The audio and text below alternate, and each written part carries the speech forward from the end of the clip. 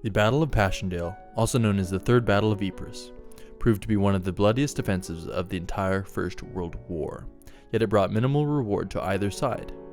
In 1917, both the Allied and the Central Powers had already lost countless lives in the previous 3 years of battle. The Allies were in particularly dire straits, as England's shipping had been cut off by German U-boats, and French soldiers were getting so tired of the war that they were mutinying in vast numbers. With all this in mind, the Allies knew that they had to do something drastic. General Sir Douglas Haig decided that it was time to go on the offensive, and the Allied powers moved to break through the lines of Ypres in the Belgian province of Flanders to capture the ports that Germany had been using to refuel U-boats.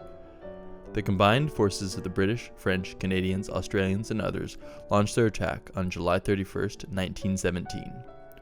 This followed a few weeks of horrendous artillery fire on the German lines in which the Allies launched millions of shells.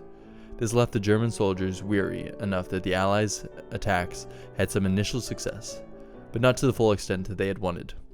Only the left side had managed to break through, and this came at a massive cost as thousands of Allied casualties piled up. Soon, rain put a halt to any progress. The battle turned into a living hell as machine guns fired, artillery fell from the sky, and torrential downpour turned the ground into a quagmire that the soldiers couldn't escape.